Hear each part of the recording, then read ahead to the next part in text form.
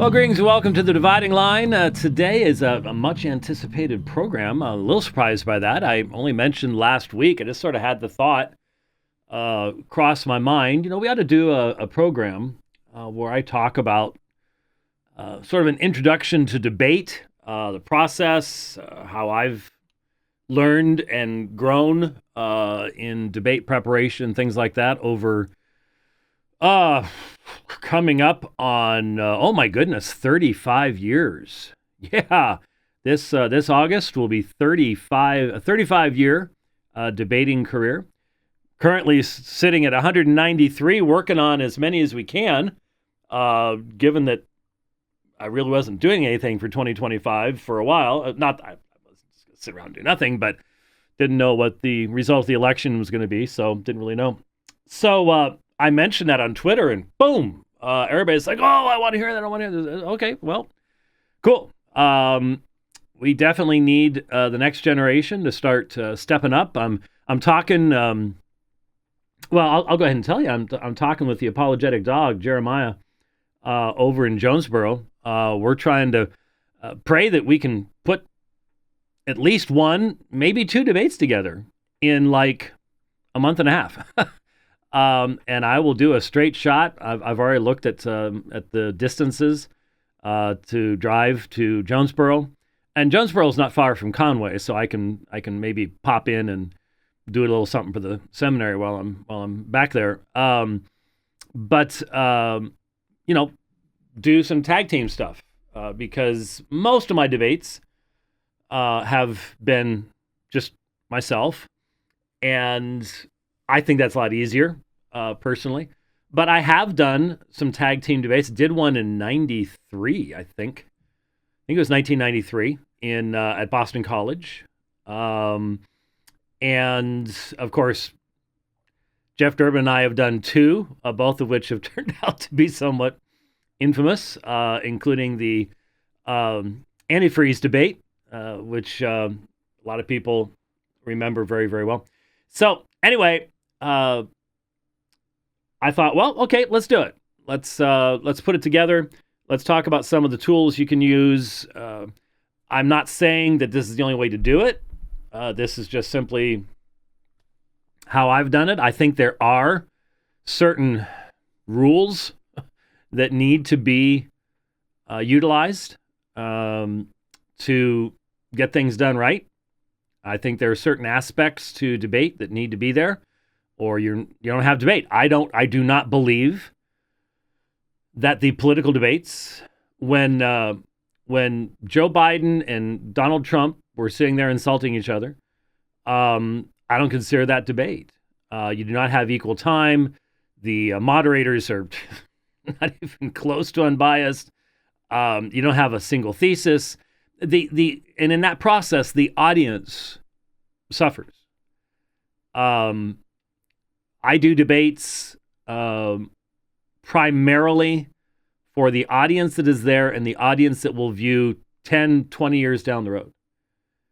That's not what my intention was the first few years I did this, mainly because I had no earthly idea at that time that I would be doing nearly 200 moderated debates over the next 3.5 decades. There's no way of knowing that. In fact, those first debates came about because I had been listening to Jerry Matitix and Scott Hahn debating primarily Calvary Chapel type guys, primarily Jerry Matitix too, and recognized, the nature of the challenge that was there, and recognized I could do better than these guys were doing. And so, and I do want to, as I have said in the past, we did not begin my career by challenging someone else. We sent copies of The Fatal Flaw and Answers to Catholic Claims when they first came out in late 1989 to Catholic Answers in San Diego.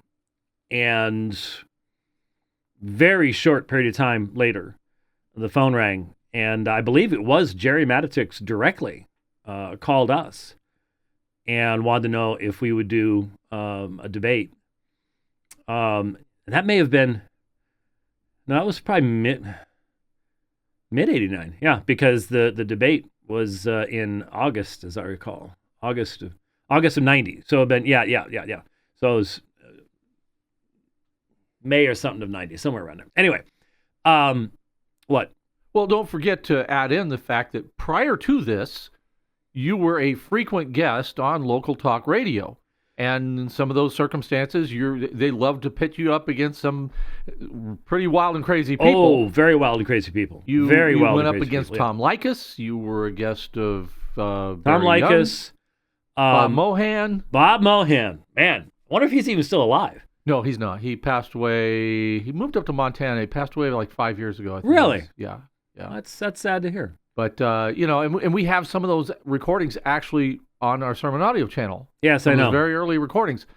But those will be used against me later. I'm sure they will. But all of that built up to this. Yeah, we did. Yeah, I had done all sorts of stuff on with atheists, nasty atheists, demonic atheists, just all sorts of wild and crazy stuff prior to that. So yeah, but of course those weren't debates. But starting my sophomore year in high school, I had one of these things stuck in my face. I was a radio announcer. My dad managed a radio station in Sun City, Arizona. I started working on Saturdays, and I had learned all the equipment. And then one day, the Saturday afternoon guy had a kidney stone attack or gallbladder, or something. I forget what it was. And my dad said, "Well, you're up." So he just threw me on the air, and I already knew the music, and it's just a matter of and the advantage to that, because this is one of the things I'm going to be talking about. The advantage to that is you have to be wired to be able to do this well.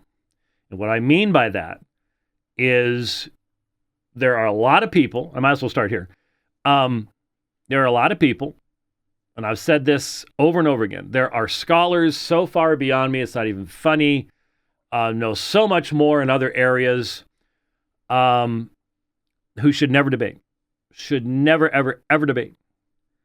And the reason is they cannot multitask. They cannot listen to someone else, take notes, and then immediately stand up, walk to the podium, and respond to what the other person has said in a meaningful fashion and in a cogent fashion, in a way that communicates to the audience. And I've used as my example of this, a dinner I had in Berlin, the real Berlin, a number of years ago with probably the greatest living scholar, then anyways, on Desiderius Erasmus. And I'm just thinking about the interesting place we had dinner and stuff like that. But this fellow, you would ask him a question, and he would literally sit there and look at you for 30 seconds in utter silence. Wouldn't say a word. Now, 30 seconds doesn't sound like a long period of time. On radio, it's an eternity. That's called dead air. And like I said, I grew up doing radio, and you don't want dead air. People turn the radio off, they switch to another station very, very quickly. Dead air is a bad, bad, bad, bad thing. And so in a debate, dead air means I've lost. Dead air means I don't have an answer. Dead air means he got me. So you can't have dead air. Now, when he would then answer your question after 30 seconds of complete silence, which is awkward, very awkward in a conversation, it was like you were getting a brand new scholarly paper on the topic. It was brilliant. But it took him 30 seconds to put it all together. Okay, tremendous scholar, probably tremendous teacher, but not somebody that's going to be doing debates. So debating isn't for everyone. I have debated many people who I don't think ever debated again. I can think of a number of people that I've debated who never debated again. And as I'm getting older, the list of people I've debated who aren't even on Earth any longer is getting longer and longer as well, which is sad and interesting at the same time. So you have to have certain capacities in and of yourself. So people ask me all the time, how do you stay so patient when someone's just throwing bombs at you, throwing haymakers at you, treating you like, I mean, they're going off topic and they're going crazy over here and going crazy. Now, those aren't my favorite debates by a long shot.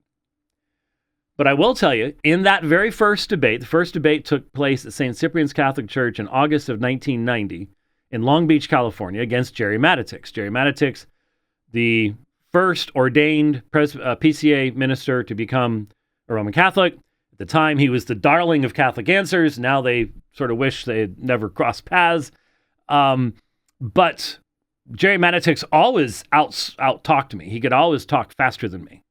I've jokingly said that Jerry has gills. He doesn't have to breathe because he just can rat-a-tat, rat-a-tat, rat-a-tat, rat-a-tat. And I can say that having debated him, I think, 13 times. So we've gone around the mulberry bush a few times. Anyway, during that debate, and I had no debate experience. I had been on the talk shows that Rich mentioned, but I had never been in front of an audience in a Catholic church doing a formal debate where you have a moderator, you have a thesis statement, and you have equal time allotted to each side. You have questions, cross-examination, or at least questioning one another. There's a difference, and we'll talk about that later. I had taken no classes because they weren't offered. The high school I went to was very small. I was in the first 4-year graduating class. So relatively small high school. They didn't have anything on debating. The closest thing that I did, as I've told many people before, closest thing I did my senior year, we did the trial of Lee Harvey Oswald. I was the prosecuting attorney. 11-1 for conviction. The one was the girlfriend of somebody on the defense. You didn't really get to vet the the jury for extra. It didn't work too well. Anyway, that was about the closest I had ever come, and had done really well with it, actually. And so I didn't have, and in college, I don't think there were any debating clubs, debating team classes, anything like that. So I had no training at all.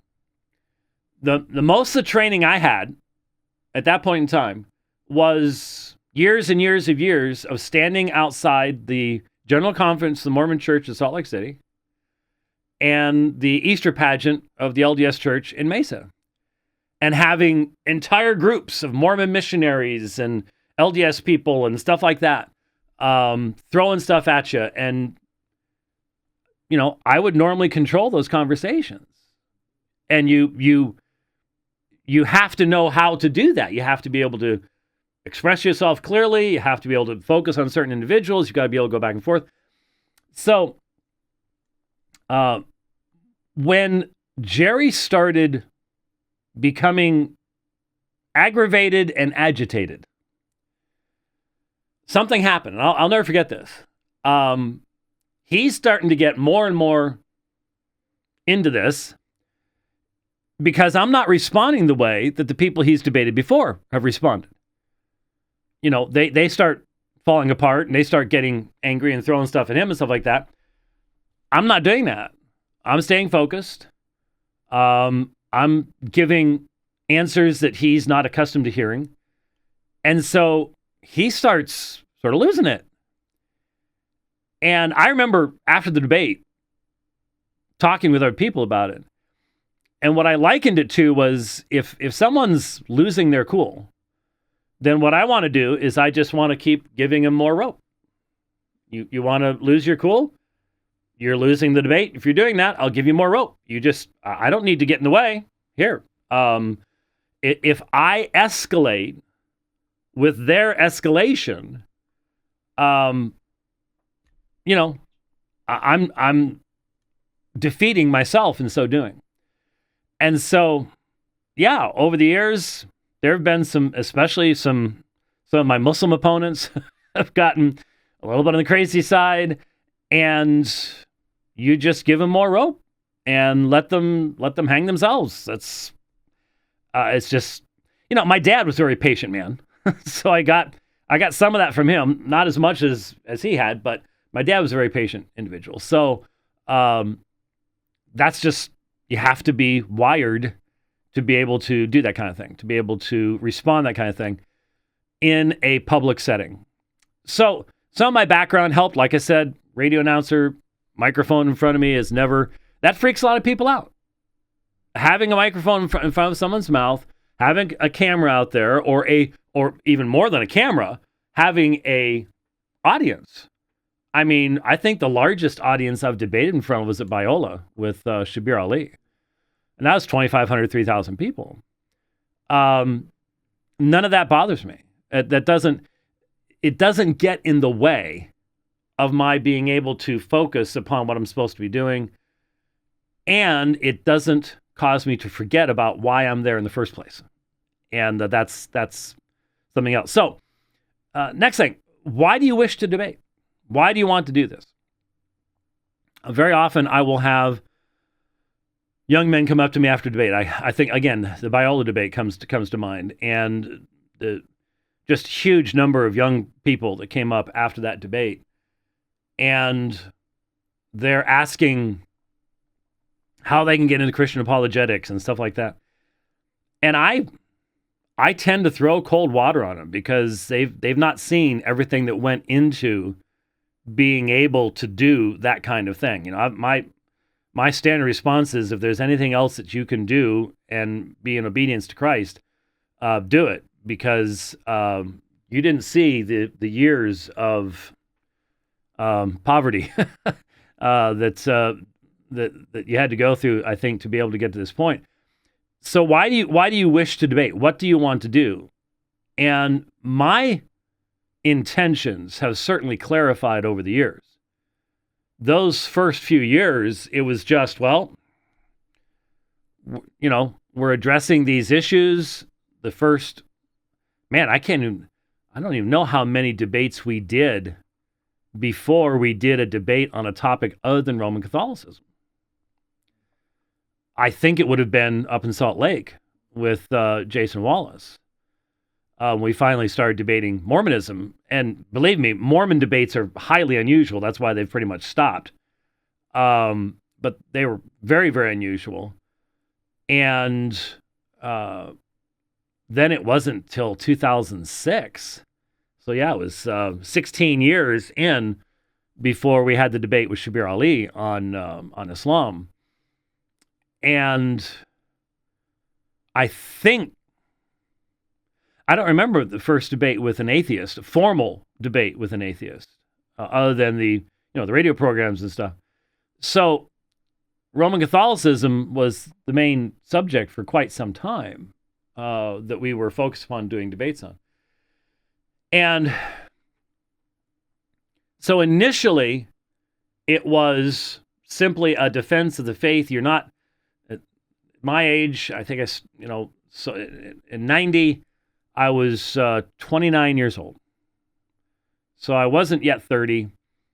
And yes, I had both of my kids at that point in time. So, married for, I'd been married for 7.5 years, I think, with that first debate.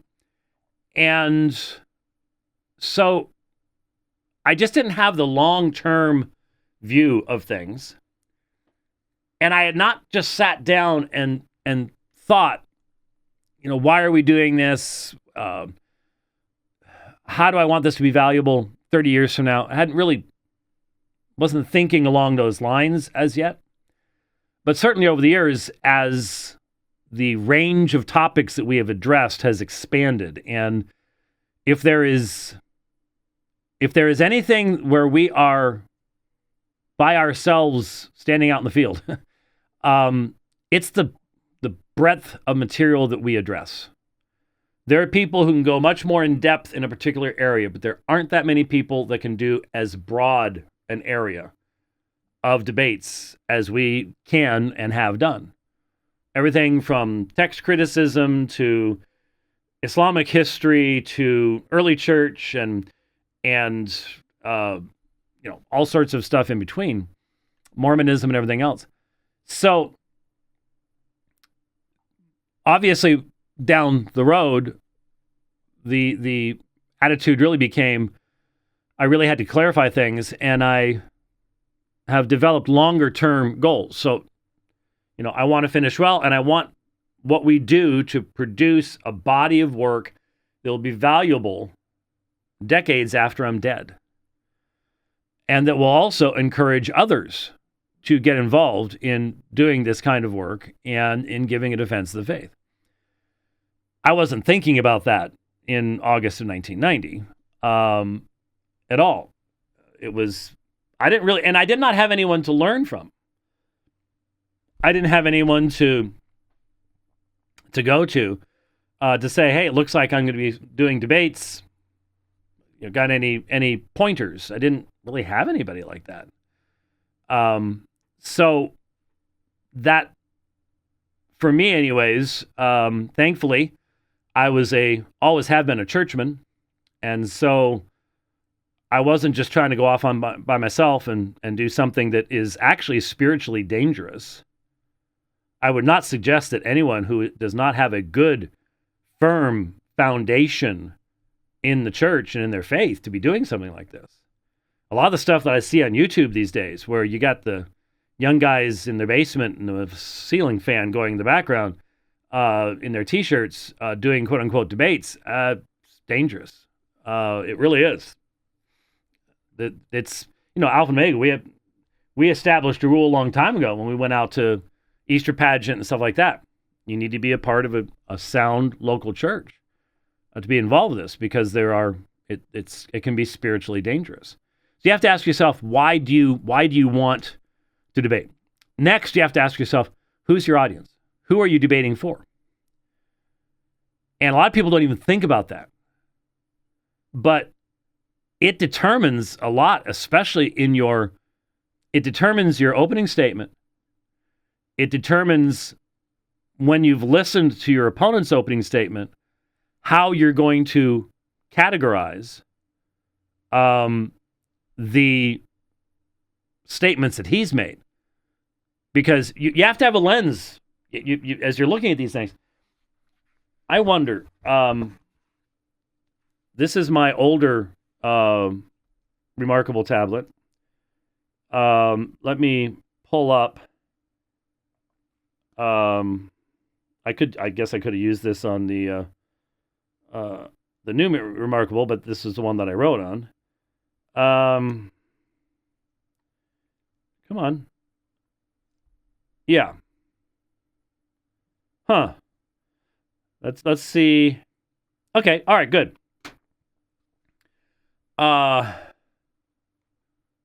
Which one do we want to use here? Want to use one? Here's the first page. This was April 1st, 2023. So not quite 2 years ago. And this is the debate that Jeff and I did at the University of Utah on ethics against Chatterjee and the other fellow. And so here is... Okay, I'm waiting here. That's got to focus there. Whoop, went the wrong way.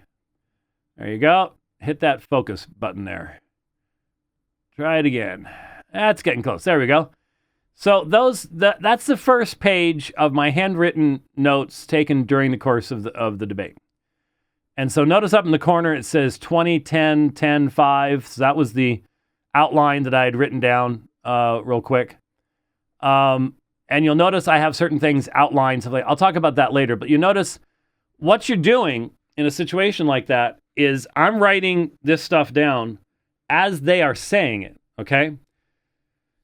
And when you get into the rebuttal and into the cross-examination, you obviously, and the more aware you are of this, the more consistent you can be. You have a lens through which you're looking at what has been said, What you have said, you're mentally making a note of what they haven't talked about. They haven't responded to this. They haven't responded to that. And what they have said, you have to create a list.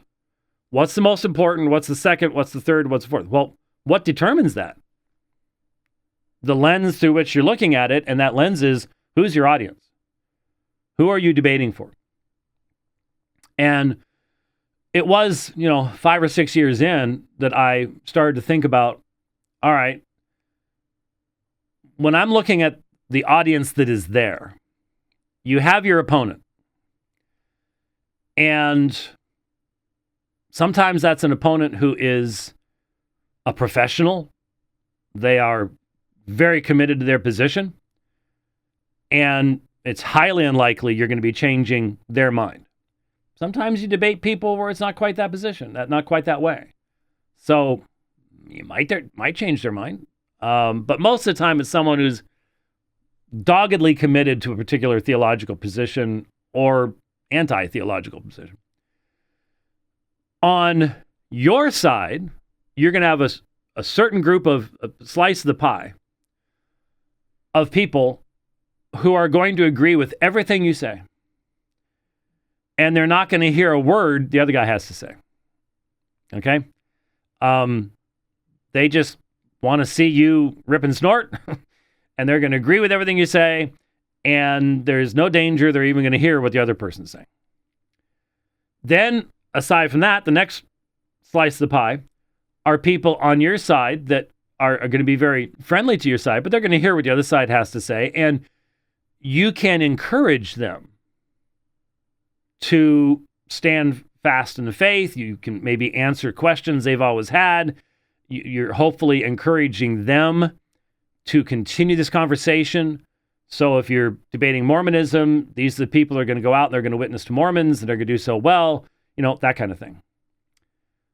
On their side, you just have to understand that there are certain people who are going to walk through that door and they're going to sit in front of you and they're not going to hear a word that you say. They're not. They're going to hear you saying stuff. Michael Fallon told me about after I debated Peter Stravinskas in 2001 on Long Island. He was behind some Catholics as they were talking after the debate. And the one says to the other one, when Father Stravinskas was speaking, you could just feel the spirit moving. And then White would get up and you could see the demons dancing on his shoulders. And there's nothing you can do. People wish that there was something you could do. People wish there was some way to break through, but there isn't any way to do it. It's not possible. And if you allow yourself to be distracted by that, it can distract. You're going to really slow me down today, aren't you? Don't forget the guy that literally, this was in New York, literally left the room when you were speaking. Well, yeah, it happens all the time. Yeah. It's like Stravinskas would get up and he'd come in, and you'd start speaking, he'd leave. Yep. Oh yeah. And I'm sure afterwards proclaimed the other guy the winner, having not heard a word I said. There's nothing you can do about that. It's impossible to get through to people like that. So you can't concern yourself about it. The slice of the pie on that side of the fence are the people who are willing to listen to a criticism of their position. And if they hear you accurately representing their beliefs, then those are the people you may have long-term impact upon. Those are the ones that you want to be shooting at. So you have your opponent, you have the audience that night, and then, especially today, this wasn't necessarily the case. I wish I had a videotape of that first debate from August of 90, but I don't. All we had was a cassette tape that we managed to take that night. You have the audience down the road. Now, August of 90, there was no such thing as YouTube. There was no such thing really as the internet. So, we'd bring these tapes back, and we still have them. I know where they are in the other room, right there, basically. There's an old cassette tape, wooden thing, and they're the master tapes that we would have. And literally back then, we put them into a ghetto blaster that could copy one tape at a time and put it on high speed. That's how we made. And we used file folder labels. We didn't even have cassette tape labels at that time. We eventually got them, but we didn't have them at first. But over time, then you would be creating videotapes. I don't think we never really did VHS stuff or anything like that. We did? No. We had Go video machines? Really? I had forgotten that. Then went from video to DVD and, doing DVD reproduction and stuff like that. So it started getting out there. And now, of course, most of the time, the debates are live streamed. Not always, but most of the time the debates are live streamed. And everything you do is going to end up on YouTube and other places, sermon audio, stuff like that. So you've got literally a global audience if people know who you are and you've proven that you're capable of doing this over time. So that's a question you have to have yourself. Who's my audience? Who am I debating for? Because that's going to determine how you're going to communicate with them. And so obviously, right along that same path, what if society continues to degrade? Because let's be honest, debate is not the big thing today. Formal debate, logic, reason, rationality. Who knows modus ponens and modus tollens and laws of non-contradiction? In New Jersey, they just passed a law to allow people to teach in New Jersey public schools that can't pass a basic reading, writing, and arithmetic competency test. So they ain't covering this stuff at school anymore, I assure you. It's not like the late 1600s in England, where by your third year of schooling to be a minister, you had to be able to debate in Greek. Okay? That ain't happening no more. So some might say, well, hey, if you want to reach the young audience, then debate has to change form. You gotta Joe Rogan it. Lots of salty language, and I've told the story many times. When I did the Dr. Drew show in 2016, the producer came in and into the green room before he went out and said, "Please keep all of your answers as brief as possible. Our studies have shown that if any one person speaks for more than 15 seconds in a row, our audience tunes out." Okay. So debates change. And I've told the story before. Debates at the time of Reformation were not 2.5 hours long. They might be 2.5 days long, where you would debate in the morning, break for lunch, debate in the afternoon, break for dinner, and then start the next day. Nobody has the willpower. Now, there was a reason for that. If you went to one of those debates, like the Leipzig disputation, stuff like that, you either walked or rode in a cart for days to get there. Okay? So you don't want to walk for 3 days to Leipzig, be there 2.5 hours, turn around and have to walk back. You want to get your money's worth for being there. And that changes everything, because when Luther and Eck went at it at Leipzig, Luther had time during the lunch break to go look up the accusations Eck was making against him, that he was a follower of Jan Hus. All he had ever heard of Jan Hus was he was a heretic that was burned. And he had the time to go to the library during the debate, during the lunch break. And that's when he discovered, yeah, he was a Hussite. he was saying the same things Jan Hus had said. You don't have that opportunity in the format that is being used today.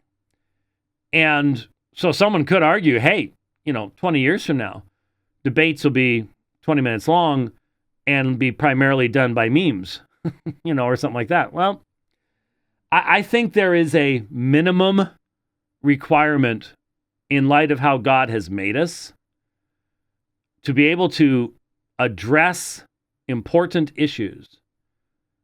There's a minimum requirement to be able to do that. So a couple weeks ago, the Pope said that all homilies should be less than 8 minutes long. Okay? We aren't even through the introduction at Apologia in 8 minutes, I can assure you of that. And I just don't think that important issues can be addressed at too much shorter of a period of time. It just gets more and more surface level, until it doesn't really have any value any longer. Next, one of the real challenges that we've had over the years is coming up with a proper thesis. Now, initially it wasn't overly difficult because we hadn't done a whole lot of debates yet. So if you're debating Roman Catholics, we're going to debate sola scriptura, we're going to debate the Mass, we're going to debate the papacy. Is the papacy biblical and ancient? Catholic says yes, the Protestant says no. Is sola scriptura biblical? The Protestant says yes, so and so. So it wasn't a big deal initially, but once you've I've done so many sola scriptura debates, it's ridiculous. So people want to try to come up with a new spin on it, things like that. And so sometimes we have really struggled with someone, frequently with someone who hasn't done a lot of debates, and they were sort of assuming that however it was phrased was meant to be a trap or something along those lines. And so there have been times when we've really had to go back and forth. Well, how about this? How about that? And honestly, generally, I'm the one that ends up giving in because I just want to get the debate to take place. There, a lot of times, when I debated the homosexual fellow up in Montana, I had an entire presentation ready to go. And I recognized, as soon as I talked to this young man, that if I made that opening presentation, he was going to walk out before he ever stood up to speak. I could just tell. The debate would not happen. And so I threw it out and went completely off the top of my head for the opening statement in a way that I knew would keep him in the debate and hopefully produce something that would be worthwhile over time. So, yeah, there are some people that, you struggle with the thesis mainly because they're afraid to be doing this in the first place. They don't really want to do it. But it needs to be a meaningful thesis. That doesn't mean that you're necessarily going to be on the same topic by the end of the evening. Any debate with Catholic answers, you're going to end up debating the canon. That was just my experience. First number of years that we engaged in that was they'd always end up on the canon of Scripture, no matter what the topic of the debate was. And of course, once you get into the Q&A, you don't have time to make a meaningful presentation on the canon. And that's exactly what they knew. They knew that, and that's how they were running with it. So, you need to have there are some debates where both sides are affirming and both sides are denying sort of at the same time. But if you don't have some clarity, if the more nebulous and fuzzy the topic is at the beginning, the more nebulous and fuzzy it's going to be at the end. Okay. In fact, it may end up being so fuzzy nobody really knows what in the world happened. What you really want is at the end of a debate, everybody knows exactly what the topic was and who made the stronger presentation on the subject. One of the debate tricks that people will use is to shift that debate during the course of the debate to a different topic that's more amenable to their position. Gone through that many times, many times over the years. But you have to have it's most helpful to have a clear positive side and a clear negative side. There have been a few debates. If both people involved in the debate really want to make it work and are actually friendly toward one another, then the clarity of the thesis isn't quite as important. But if you're dealing with someone who literally just wants to hand you your head on a platter, then yeah, you've got to go there. Which leads obviously to the next issue, and that is the proper rules for the debate. Now, I bought various textbooks eventually on debate, especially during the Canner debacle, the Canner brothers debacle in 2006, when Tom Askell and I were supposed to debate the Canner brothers at Liberty, and they just engaged in every kind of absurd type of thing possible. We learned later, we figured out later, because remember, in 2006, I had no idea that the Canner brothers were frauds. That they, all I knew is they were former Muslims, and, I hadn't heard all the stuff that Canner was claiming about being, born in Istanbul or whatever it was, and trained in jihad, and, all this other stuff that he just made up. At the time, all I knew was he was just rabidly and in a very shallow fashion anti-reformed. And his arguments were childish. And yet here, he was being elevated to the position of the head of the theological school at Liberty University. And so the way they eventually managed to kill the debate was, I think, 2 weeks for the debate, they decided to change all the rules. And we're like, no, we already had this. No, we're going to do it this way. No, we had an agreement. No. Okay, it ain't going to happen. It didn't happen. Now, we learned years later that the then president of Southwestern Baptist Theological Seminary had not wanted that to take place. Why? I think it's because he knew what Eric Cantor's real background was, and he didn't want that to be exposed. And it was another 4 years. It was January of 2010 before we exposed, and we were the ones that did it. We exposed Cantor's hypocrisy and his lying in January of 2010. And so, now, let me clarify really, really quickly.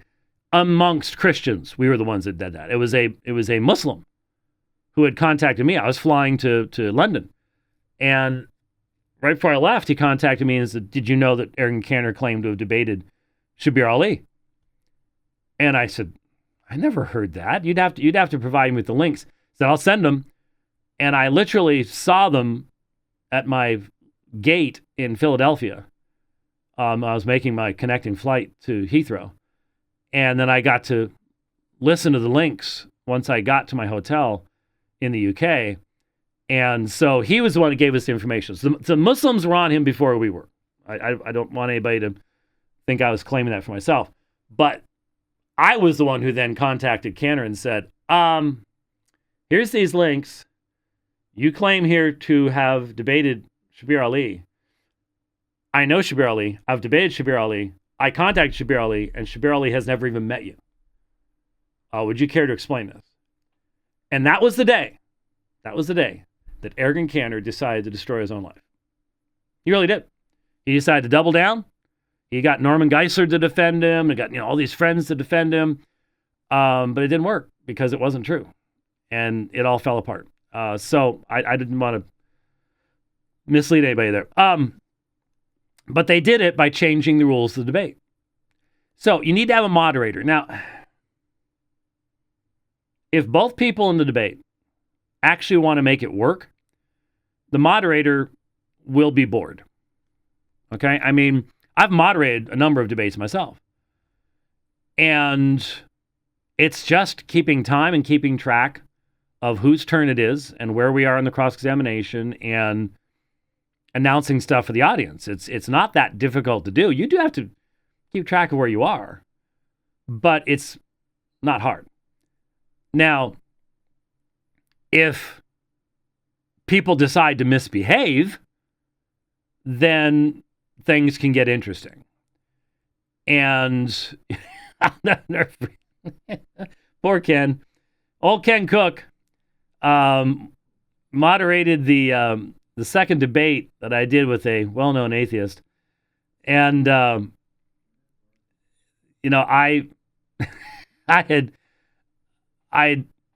done in my opening statement, or no, he had made his opening statement, and I started making my opening statement, and he objected to the fact that I was quoting from his own book, which was for sale in the back of the church we were at.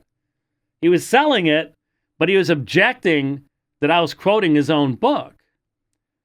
And so he's appealing to the moderator. And poor Ken, all Ken wanted to do was sit there and take time. He had no idea this was going to happen. That was probably, I think, there have been a couple of times over the years where an opponent has appealed to the moderator, and you could just tell the moderator just wanted to say, would you all just, get back to what you're supposed to be doing? But yeah, sometimes they have to moderate. And if both sides are doing what they should do, but look, hey, if one side wants to derail the debate, they're going to do it. Doesn't matter how much you may want to make this thing work. If the other side wants to make sure it doesn't work, they can do that. You can't stop them. The best debates have always been debates where both sides behaved and were focused upon doing a good job. So anyway, you need a moderator and you need to have proper time frames. Now look, there isn't any one setup that is ideal. You have to be able to adjust to longer and shorter opening statements. You'll be in situations where, let's say if you're on a university campus, shouldn't be this way, but on a university campus, generally, they're going to want shorter debates and more audience participation. The first debates we did had much longer opening statements than what we've been doing generally since then. So 30 to 40 minutes. That's a long time. 30 to 40 minutes, a long time. Now we generally do 20 to 25, normally 20 for opening statements. Sometimes as short as 15. And then how many rebuttals do you have? When do you take a break? How long should the break be? It'll always be 2 times longer than it's announced to be. That's just my experience. Always is. Always is. Doesn't matter how. And that moderator can crack the whip. It won't make any difference. People can only go to the bathroom so fast. So that's all there is to it. But where do you take the breaks? How do you handle cross-examination? Now, by the way, it was years into my career before I really came to understand that cross-examination is where the debate takes place. It's where it takes place. When I first started, the questions for each other almost panicked me. I'd be looking at my notes and just trying to come up with something. I didn't feel comfortable having pre-written questions because I didn't know whether they would have actually come up in the conversation at that point. And so I knew enough about debate that you're supposed to have your opening statements, and technically, that should be the end of your presentation of factual data. The rebuttals should only be in response to what the other person has already said. The cross-examination should be based upon the presentation, and the closing wraps all that up. Unfortunately, in most debates, what happens is, and this is criticism I've had of many of my opponents, and I probably did it in the first couple of my debates because I didn't know any better, but people would get to the end of their allotted time. Let's say we had 25-minute opening statements. They're not done. They've got more they want to say. They say, well, when I come back up, we'll talk about this, this, and this. Well, you're not supposed to do that. It's not, I've got 25 minutes, and then when I come up, I've got another 10 minutes to continue my presentation. That's not how it's supposed to be done. That should get you disqualified, but we don't generally have debate judges sitting there going, well, okay, you're not disqualified. So, you want to try to have those overarching rules in mind and stay focused upon what was presented primarily in the affirmative side's opening statement, because that's where they're the ones that have the burden of proof. What happens is people will bring up new topics during cross-examination in their closing statement. And that's always really bugged me because there's no opportunity to respond to it. So if I had the affirmative, for example, and in some debates we've changed the order. So if you have the affirmative, I'd also have the final word. That's happened a number of times. Doesn't always happen. I'd say about 25% of the time that will happen. You have the opening, you get the final word. Because the other side hasn't had to prove anything. They've just been shooting at you. So why not do it that way? I don't care, personally, one way or the other. But when someone brings brand new stuff up, at the end of the debate, you have no opportunity to respond to it. That's just cheesy. That's not the way it should be done. And again, the real question is, who in the audience are you really debating for? I'm debating for the person who's taking serious notes and is seriously listening to what's being said, and they're following the arguments. And Bill Shishko, pastor of the Orthodox Presbyterian Church in Franklin Square, I forget where he is now. I think it's called the Refuge or something like that. I'm not sure what the name is. It's OPC Church. But Bill moderated a number of the debates we did on Roman Catholicism on Long Island. And he taught debate. In fact, one of the funniest things I remember in debates was, I think it was the first time when he moderated the debate that Pat Madrid and I did on Long Island. And I wonder if Pat remembers this. I bet he does. He brought his gavel with him because he would, I think with homeschool stuff and stuff like that, he was a debate judge type thing. And he was sitting behind us, between Pat and I, when we were doing Cross-X. So we're sort of sitting here. We're not that far away from each other, the way that the stage had been set up. And we get to and we were going at it. So we were had sort of lost track of time a little bit, which can happen during Cross-X. And all of a sudden, it's like a gun goes off. And Pat jumps and I jump. And today I'd go into, I'd have a irregular heart rhythm as a result. But he had taken his gavel and banged it on the table. And both of us about fell over. it was one of those memorable experiences that I had. But here's someone who had some, and he and I ended up debating each other. We debated pedobaptism once as well. But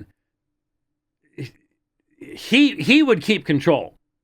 There was somebody that if someone did make an appeal to the moderator, Bill's going to be like, nope, here's the rules right here.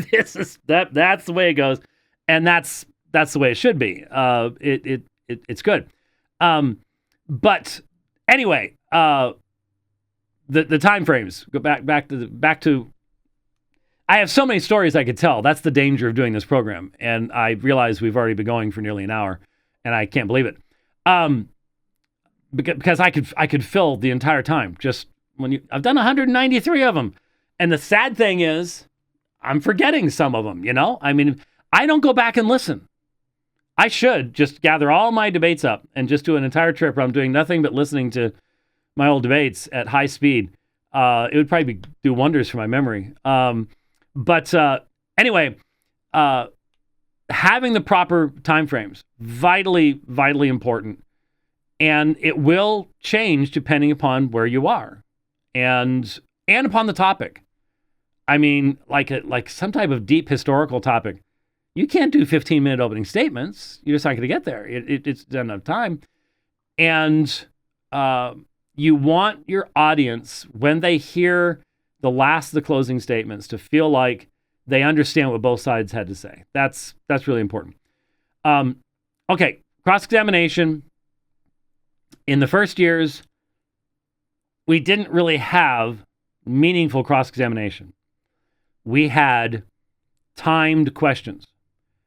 So you'd have 30 seconds to ask the other guy a question, you'd have 2 minutes to answer, you'd have 1 minute to rebut, and then you reverse. We did that. I did that with Mitch Pacwa. I did that with Jerry Matitix. I think that's pretty much the format we used at City of the Lord, on the papacy, on Perseverance of the Saints up at Northwest Community Church. Yeah. And so it wasn't really cross-X. It wasn't a free-flowing thing. And the only way a free-flowing cross-examination is beautiful. It's the best way to do a debate. So when I think back on, people always ask me, what's your favorite debate? And I'm like, well, it depends on what topic you're talking about. The debates that I think will have the longest lasting value is where both people were able to engage in cross-examination without playing games, so that the real issues in the debate could be just laid out in front of everybody. So my cross-examination with Abdullah Kunda at the University of New South Wales, still my favorite Muslim debate. Mainly because Abdullah had read my book on the Trinity and attempted to craft his presentation in a way that Christians would be able to understand it. Only Muslim I've ever debated that would do that.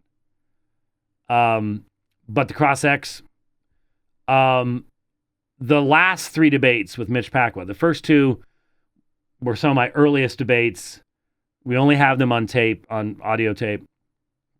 They were video recorded, but they wouldn't give them to us unless we paid them $5,000. And the last ones, though, Mitch and I were both older, knew each other now, and so the cross-examination could go very smoothly. There's going to be respect. You're not going to... the person answering isn't going to filibuster, and the person asking the question isn't going to so rush the other person that they can't give an answer. You'll see many debates where that doesn't work, and I'm getting cut off. They're filibustering, and so I'm trying to get them back on track.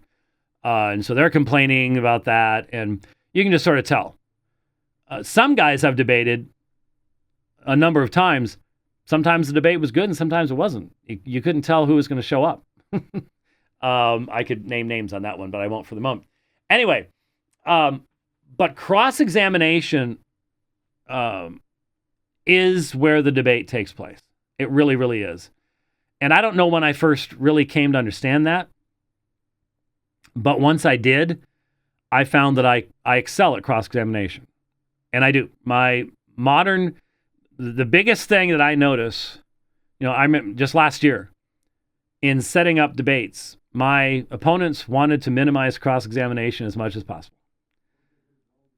Or just get rid of it altogether. Yeah, and I won't. I'm like, no, it's got to be cross-examination. That's where the debate takes place.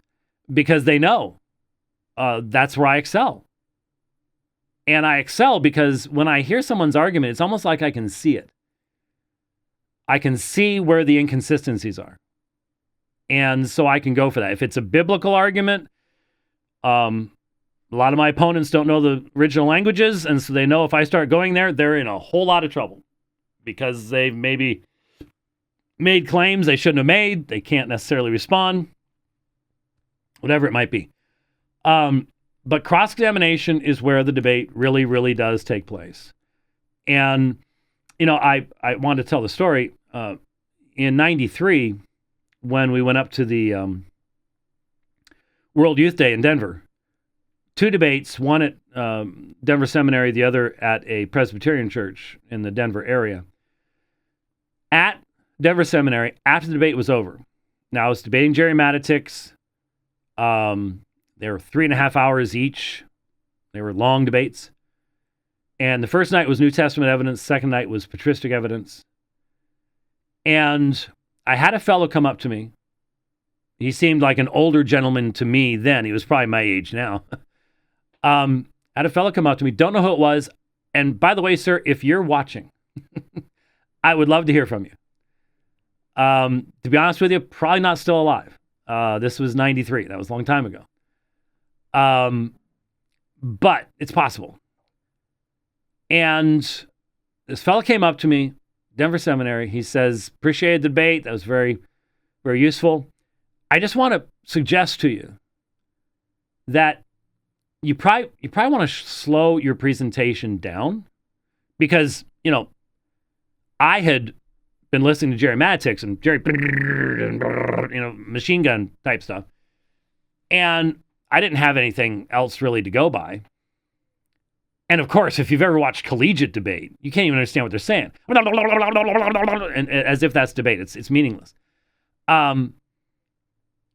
So he said, you probably want to slow it down and bring your audience with you. Make sure they understand where you're going, how you get there, and what the conclusion you want them to hear is. Now, young men can either take suggestions and correction like that and take it to heart and think about it, or they can do what young men frequently do, like Rehoboam did, and reject it. Like, who are you? I'm the one that just got done doing. You couldn't do what I just did, blah, blah, blah, blah. The Lord was gracious to me. And I said, thank you very much. I will really consider. And I did. I did it the next night. I slowed things down. I included less material in my opening, but made sure that people understood exactly where I was going. And I so appreciate that, man. And that's something that a lot of my opponents do not understand. And that helped me tremendously. And that then coalesced with and joined with my biggest stinking advantage over my opponents. And that is, I can use a clock. I cannot tell you. For years, this is what I would use. Not necessarily this one, but it's a Radio Shack timer, and you can just punch the time in, hit start, and it counts down. It's an egg timer type thing. And I used this for years. Do you know how many times I had to let my opponent borrow my clock? Shabir Ali, looking at his watch. And it was an analog watch, for crying out loud.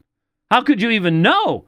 I mean, I can understand if it was digital. I've got a beautiful Apple. I love my Apple Watch. Oh my goodness. I really wish I had these for years and years before. Yeah, Rich going, we know, and he's jealous.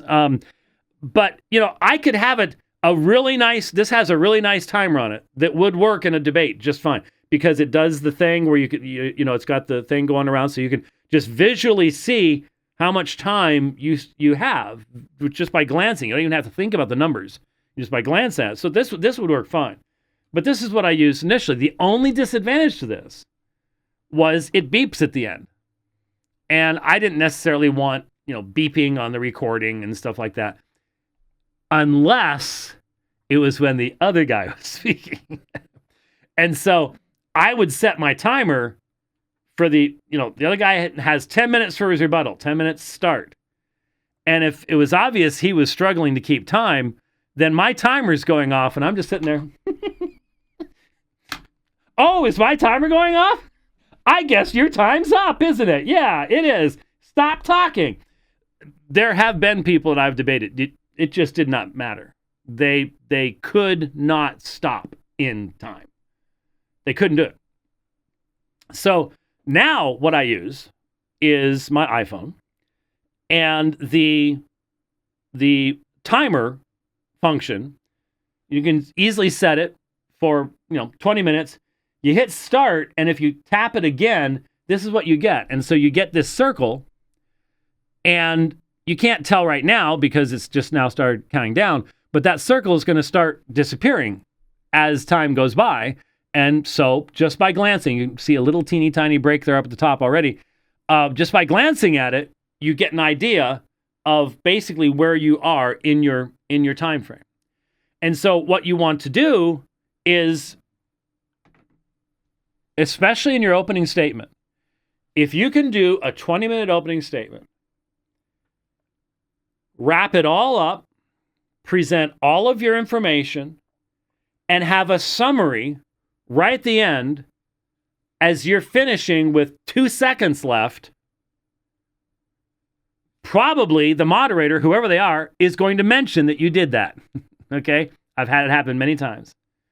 And the audience goes, there's someone that just made a cogent argument, and I understand what they're saying, and they were able to summarize it, and it was memorable. And if the next guy gets up and gets to the end of his time, and the moderator has to stop him, and he has to go, and okay, I'll get to my last points during the rebuttal. You've already won the debate. I mean, you really have. For the vast majority of people, there's one person prepared here and there's one person who isn't. And there's one person whose argument I understand, and there's another one who I don't understand because they haven't wrapped up their argument yet. And I get to start rebutting them before they even finish their presentation. So I just have always, especially with Shabir, I mean, he's done lots of debates. Probably not as many as I have, but he's done lots and lots of debates. And he's always, looking at his watch or, something like that. I've offered to buy him a timer, something to be able to do that. I don't know. Now, some debates, the debate I just did in Jackson had a nice big debate timer down front. And I will stop using my iPhone if they're doing a good job with that. So and it is nice and easy. You're doing your presentation, you just glance down there, you got 4 minutes and 43 seconds left, and you. But for some people, if you look down there and you've got 4 minutes and 43 seconds left, that actually throws them off because they don't really know what can I get into that. And if I'm not as far through my presentation as I thought I would be, how can I speed it up? And you can sort of tell the wheels fall off. I had that happen once in London when I set my timer for the wrong amount of time. I had set my timer for 25 minutes. There were only 20-minute opening statements. So I did have to, all of a sudden, make a quick adjustment. So watching the timer, not getting flustered by the timer, and getting everything in the way that needs to be really, really, really, really important to do. Real quickly, audience questions. I'll be honest with you. Out of 193 debates, audience questions have been beneficial to about 15. In the vast majority of others, it's been waste of time.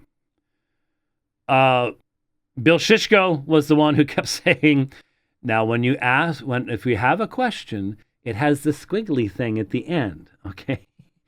And if now audience questions can be done two different ways, obvious. Well, now three different ways. Audience questions can be written down. That's very, very common. Write them down on a card. They're collected halfway through the debate. Then you have people from both sides go through them, and then the moderator asks the questions of the participants. The scary way of doing it is having an open mic, where you have to threaten people and have a big, 280-pound guy controlling the mic and say, this guy's going to rip your head off if you start preaching and stuff like that. Now, that's also led to some of the most interesting experiences in debate, such as one that I've used for years and years and years. When I first debated Hamza Abdul Malik. So I do not consider it my first Muslim debate because we weren't debating a Muslim topic. I was simply defending the Trinity. My first Muslim debate was with Shabir Ali, but I debated Hamza Abdul Malik before that on Long Island. And the audience, the people recording the debate were Muslims.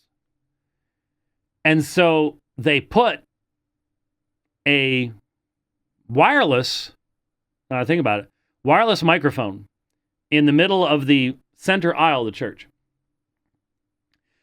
And this big Muslim guy from another country gets up there and he starts asking this question. And it goes on and on and on. And the pastor of the church was trying to be the moderator. So he's, do you have a question, sir? Do you have a question? Goes on. And finally he says, sir, I'm going to have him turn the microphone off. You need to answer your question. At one point he gestured and hit the microphone and it goes, knocks it off the stand, down the aisle. They have to go find it and stick it back on. And while he's still asking, they're taping the microphone to the stand so it doesn't get knocked off again. And finally, after all this time, he goes, so was Jesus a white man or a black man? And it literally took 3 minutes or more to get around to this. And I've played that clip. I have that clip in one of my Muslim presentations, just to give you an idea of the thought process that's going on as people are listening to you talking. But yeah, if you don't have the microphone out there, you don't get those fascinating type things. So now the new thing is a QR code that you can scan and write your question on your phone and send it to this website. And I guess the new thing, I've never seen it because I'm always one doing the debate, so I've never used it. But probably about 5 or 6 times now, I've been in debates where you send your question in, and the other people can go to that website and see the questions and vote for the questions they like, and that moves them up in the priority list. Who knew? I guess that's not a bad way of doing it. Yeah, you get all your friends to go on and get your question up at the top. I'm sure it does happen. But now that's another way of doing it, is using the internet as the mechanism of bringing the questions in for the Q&A, the audience questions. But there's only been a few debates where the audience questions were focused, they were in depth. Now, look, I like, when I'm doing my Muslim debates, I like the audience questions because they generally tend to flow along the same themes, and I get to address some really cool stuff. So, people bring up, why did Jesus say, my God, why have you forsaken me? And here's really where you have to be built to be able to do this. It's one thing if you have 20 minutes to make a presentation. It's another thing when you're answering questions in 45 seconds, 60 seconds. Do you have any idea how difficult it is to do that and to do it in such a way that you're still making a point? And then rebuttals. If the other guy got 60 seconds, normally this is what I suggest is one side has 60 seconds. If it's addressed to one side, you have 60 seconds. The other side has 30 seconds to rebut. Try to come up with cogent, interactive statements in 30 seconds. It is not easy to do in any way, shape, or form. So that's why I say you have to sort of be wired to do this kind of thing. You can learn to get better at it, but still the ability to speak at that understandably with clarity, bring stuff together and make cogent points in 30 seconds when you've already been doing this for 2.5 hours. You're getting tired. Anybody's going to, your mind, you've been burning calories, believe you me. It's a bit of a challenge. Couple other things. I always tell this to anybody that's doing one of their first debates. Now, again, some debates, I have read my opening statement. If there are particularly technical topics that are being addressed, there's a vast difference between using PowerPoint Keynote in your opening and not. I know when we do the debates in Houston, the pastor there much prefers not using digital presentations. He feels that he wants people to see old style scholarly debates where you are seeking to move people by the power of your argument and your spoken word, not by how fancy your slides are. And in my experience, a lot of people who use PowerPoint and Keynote abuse them. Remember the debate on the King James and the Legacy Standard Bible back in Tullahoma a year and a half, 2 years ago? My opponent had 254 slides for a 25-minute opening statement. That's 10 slides per minute. That's one slide every 10 seconds. And every slide was filled with text. Nobody could even read what he was putting up there, let alone keep up with it. It was just abusive. It was ridiculous. I just have no interest in debating that guy again.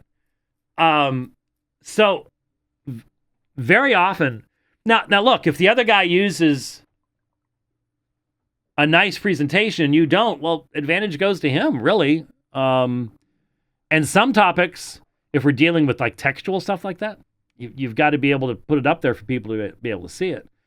I do prefer non-supplemented debate presentation, but I've done both.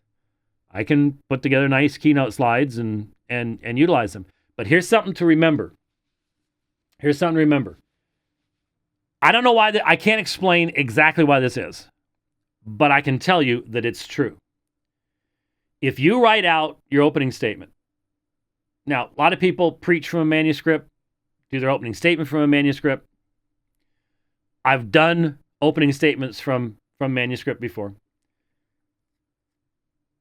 Let's say you write it out, you sit there, you start your timer, you read it, and you try to read it as if you had an audience. You time it out and go, man, that's spot on. You won't get it done. When you get in the debate, it will take you minimally 5% longer to get through it. Why?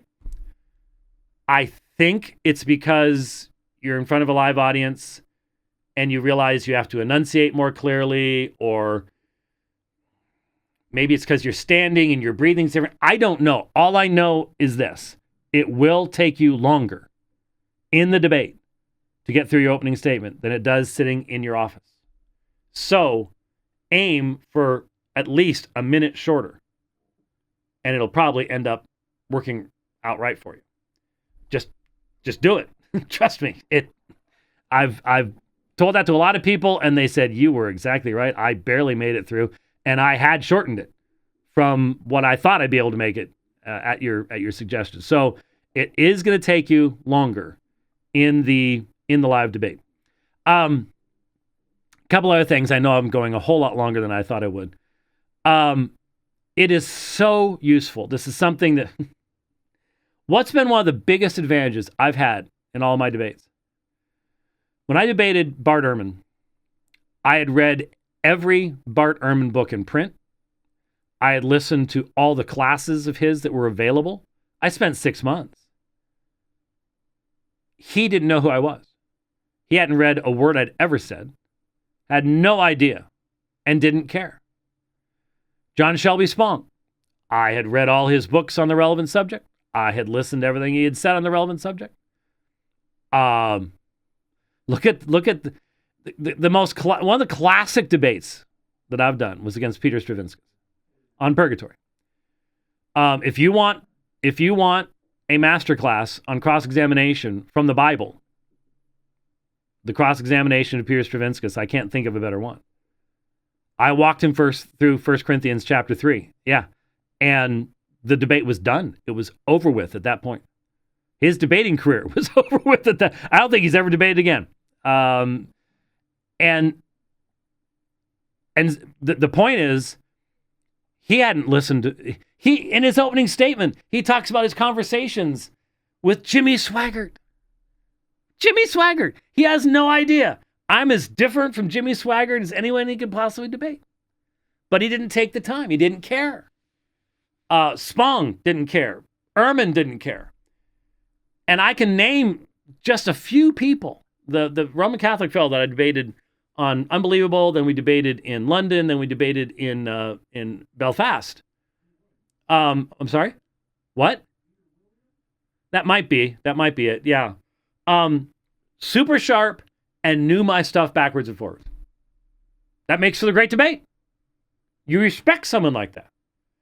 Very few of the people at a debate actually know where I'm coming from. They don't care. They just don't think we have anything worthwhile to say. So I always want to know where my opponents could be coming from. And I'm honestly nervous going into debates where my opponent has not written anything, hasn't recorded anything, published anything. I can't find YouTube videos. You know, when I debated this Tom Riello fellow in Jackson just a matter of months ago, had nothing. Really had nothing. And the debate really resulted in almost nothing. I mean, you know, I got to speak the truth, and he collapsed at Hebrews 7:25, which is, you know, where everybody collapses, but it wasn't nearly as useful as it could have been, mainly because he didn't want it to be all that useful, but I didn't know where he'd be coming from. And there's all sorts of people that I've ended up debating. I'm far more comfortable when I've had the opportunity and the time to know where my opponent's coming from, know what their arguments are going to be. That's always been an advantage of mine. And, you know, so we're talking about debate in February. And one of the names that has been given to me, I pulled up a debate that he was doing. I was listening to it while riding a couple days ago. I want to know. I think that's just necessary. I think you're just taking a huge risk and being rather arrogant if you don't take the time to do that type of thing to find out. Okay. All right. Last few things that have to do with being organized. Rich remembers this, I'm sure. After the second night of debating Jerry Matitix in Denver, I had put all my stuff away. I had this big, still have it, silver book bag that opened like this, and you could put a fair amount. I mean, it could get pretty heavy. You could put a lot of stuff in there. And I had two of them. I think I still have both of them in my office all these years later. And all my stuff was put away. I had two book bags sitting there on my 6-foot long table. And Rich and I were talking. Most of the people had left by then. And we're standing there, and I look over at Jerry's table. Do you remember this? And the entire 6-foot table is covered in yellow pads of paper, pieces of paper, books stacked on top of each other, books opened and laying on top of each other. There is not a square inch. There's not a square inch at the top of that table that is open. Underneath the table looks the same, except for where his feet were. It is a disaster area. And so here's my table. All my stuff's put away. And there's Jerry's table. And it is a disaster. He comes walking in from the foyer from talking to folks. And Rich and I are just sort of standing there and we're talking. And he sees us looking at his table. And he walks up the steps and he looks at his table and he looks over at my table and looks at us. He says, well, you win the organization contest or something along those lines. That's what he said. But yeah, I mean, I try, some debates, you need to have books, you need some resources there. But to be honest with you, the way we do debates now, where time is an absolute premium, I've even mentioned, I've thought about in future debates, building in at least 60 seconds between each segment. That's long enough to maybe look up one reference. For example, when I debated Tom Riello, I wanted to, he kept making the assertion that Ignatius had talked about bishops, priests, and elders or something like that. And I was like, no, he didn't. But I didn't want to say that without having the chance to do a quick search. I mean, I have Ignatius in Greek in accordance on my laptop, but I didn't have time to do that. I did it afterwards, and I was right. He was wrong. He was converting presbyters into priests, which they're different words. So Ignatius had not said what he said, but he said it a number of times. If there had been a couple minutes between breaks, I would have done the search, gone, yeah, I'm all right, then bring that up. Might do that for some future debates. It's not a bad idea. But the key to everybody. Let me show you real quickly. I mentioned, I was doing another program. What do I take my notes on? Well, I still have most of the pads of paper that I've used in the past. For example, I ran across the notes I took during the Bible Answer Man broadcast with George Bryson in 2003. And you can see right on it where I had written, because Eddie Dalcour was sitting next to me. And I wrote to him during one of the breaks, this is the last time I will ever be on BAM. And that was during the first hour. And I knew it because it was so obvious to me it was an ambush, a purposeful ambush, where Hank was working with George Bryson. They had gotten together and said, this is how we will handle this. So it was 1 against 2. The problem was one of the two didn't want to work with the other one of the two. And you could just see the frustration on Hank's face because George just would not. Hank would try to set him up and George just go off into someplace. And yeah, so I have a lot of that stuff there. So initially, that's what I did. Then I found this thing, and I can't remember what it was called, but I found a pen.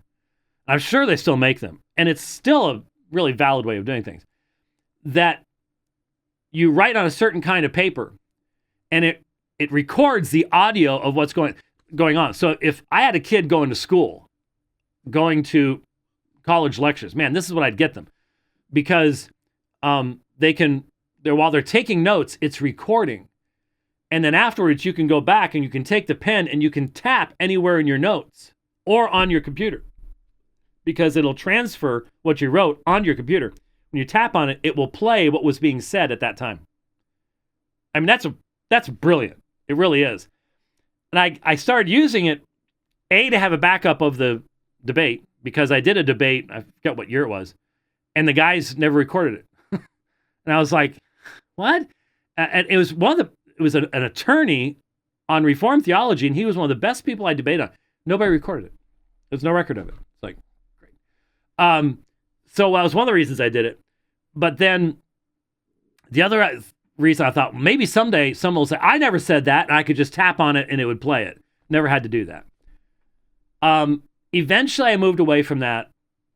And this is an iPad, by the way. This past year, when I did those 4 debates in one trip, and I got sick and all the rest of that stuff, I had to end up using the iPad because I forgot my Remarkable tablet, which I'll talk about in a second. I made it through, and I do the thing with the iPad where I have the keyboard type thing, right? And so you can do it this way. I wasn't as comfortable with it, but it certainly does work. And I will always have this there because this will be my Bible normally. If I want to do a search in accordance, olive tree, have the original language text, you'll see this very iPad when I was cross-examining Leighton Flowers. I would just open up John 6, and what's nice about that is the fonts are so huge that I don't have to be putting glasses on, taking out, pulling out, doing this type of thing. It's big enough, I don't need that, and it's right there in front of me and say, okay, so what about this term? And I can be looking right over at the other person. Really much, much easier to do it that way. The iPad is extremely useful. And of course, now, initially this wasn't the case, but now, Accordance, Logos, Olive Tree, those are the 3 Bible programs I use. I use Logos primarily for other resources, not for Bible. They're all just as powerful on iPad as they are on my MacBook Pro. So that's extremely useful along those lines too. But a few years ago, and I'm sure Jeff's going to listen to this, Jeff Durbin walks into church at Apologia, and he has this. It's the Remarkable 2. Okay? Now, I'm probably not going to be using this anymore. I've got the new Remarkable Pro, and I guess I mentioned that, and I've already had one person on Twitter contact me. Now, this is someone I know super sharp, and I've actually talked to him. You and I, we should team up to do some debates because he's super sharp in church history, and, this is the next generation, pass these things along. He's already contacted me and said, hey, if you're not going to be using your Remarkable 2 anymore, can I buy it from you? And I'm like, yeah, I think we can probably work that out. He's involved in ministry. It'll work. So Jeff walks in one day, and I had tried using pens on the iPad. It just never worked for me. Sometimes you have to write real fast. It just never had that same pen on paper feel. And then I checked out the Remarkable, and it's like writing on a piece of paper. And so I showed you what it looked like. And here is the functional thing. Now, so this past year, 2024, they came out. Now you can tell this is a little thicker. It is a little bigger. It is a little heavier. But I don't have to go through TSA anymore, so I don't care because I don't have to get it out. And believe you me, my 6.6 turbo diesel doesn't care that I have this much more weight than I had before. Now they have the Remarkable Pro, and I went ahead and we upgraded. Why?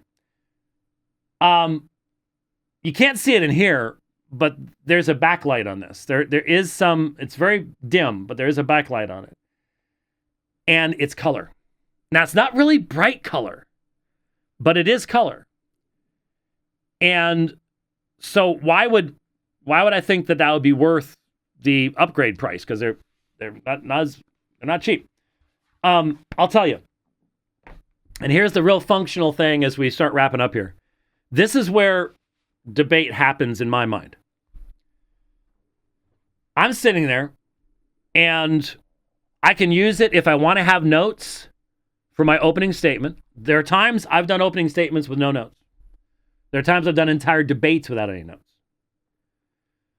If it's a subject that I know well, I don't need the notes. They're going to be in my way. If it's not a super technical subject or something like that, why do it? And I am offended when someone has... It's one thing for you to read your opening statement. That's fine, no problem. When you read your rebuttal, when you read your questions, and you read your closing, you didn't debate me. You weren't interacting with me. You were interacting with what you expected me to say. It may or may not be accurate.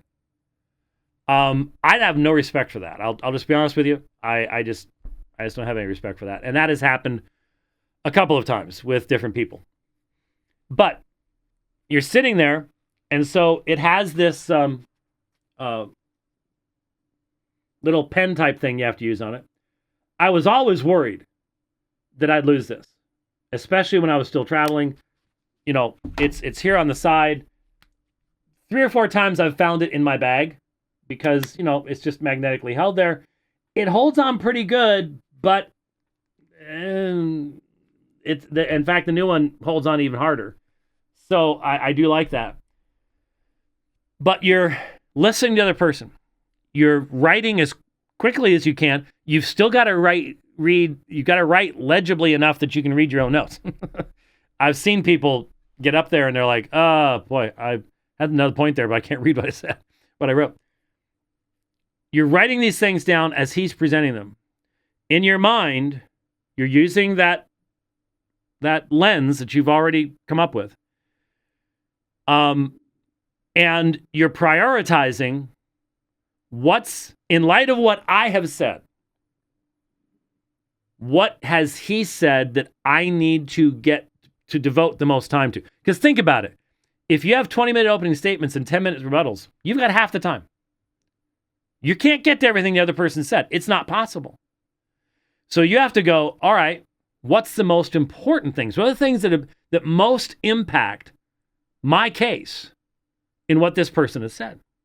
And it may not be the first things he says. So you're writing all this stuff down. You're listening. You're writing. And at the same time, the process, and this is where people will struggle, the process going on in your mind is, this is my first, as soon as I get up, I'm tackling this, then this, then this, then this. And what I would do is I would use numbers. Okay? So start with that. 1, 2, 3. These are the things that I'm going to, and if I can't get to 4, 5, and 6, I can't get to 4, 5, and 6. That's the nature of debate. But hopefully you are processing what the other person has said and you're putting them in a good order, so you're taking out the most major points. You can't get to all the minor points. It's just not possible. Why then go with this? It's color. So I can just tap, go to red, and go and circle that, circle that, circle that. There's the stuff that I need to get to. I'm not having to look through my messy writing for numbers. I've got color to grab my eye and go here, here, here, here. Do it this way. Or maybe I'll just, haven't done it, use it for this. It'll be February will be the first time I've used it. But maybe I'll just switch to that to put the numbers in. So I'll be able to find them that much easier. That's really functionally why I wanted to be able to do that. It's just a matter of that a little bit less energy of the mind looking at what your notes are to be able to find what you need to be able to get done what you need to get done in the time period that you have to do it in. So let me see here. We've got the timers. We've got your note-taking devices. Yeah. I'd say that's probably pretty much everything. I'm sorry? I've got, yes. As Stravinsky said, look it up on your gizmo there. He wanted to get out of that place so bad by the time he got done. It was not even fun. And the funny thing is, people started coming up to him and they started going after him. I tried to go over there and help him, honestly, to try to calm people down. I wasn't trying to have the man utterly, embarrassed. He embarrassed himself by the way he prepared for the debate, to be honest with you. But yeah, there you go. So that wasn't a story time with Uncle Jimmy because there are so many stories I could tell you. Maybe once I retire, I will listen to all those debates and start taking notes. Oh yeah. And put together a book. A lifetime of debates or something like that. I don't know. Maybe that would be something that would be worthwhile doing down the road. But hopefully this has been useful to somebody as you may prepare. By the way, I should note that right before the program started, Dale Tuggy, he and I debated in Houston relatively recently. Dale Tuggy said on Twitter about this program, he says, while you're at it, you can touch on the differences between preaching and debating. And you know what? I will. Especially my Muslim opponents recognize that in my closing statement, I will become a preacher. And if you're debating topics like the gospel, obedience to Christ, worship of God, those should not be approached as sterile, scholarly subjects. I am a minister of the gospel of Jesus Christ. And yes, I will preach the gospel in a debate. Now, I will try not to just completely ignore the topic of the debate or something. But if I have done what I need to do, and I have substantiated either my objection to the thesis or my presentation of the thesis, in my closing statement, I will bring the claims of Christ to bear on my opponent's position, and to the people in the audience. And I do not apologize for that at all. Because I don't think doing debate well does not mean that you do it without passion. Some people confuse their passion with argument. I'm not confusing that. But if I've made my argument and I've established a foundation, then I'll make application. I'll do that. And I do. And Dale, you're just not a preacher.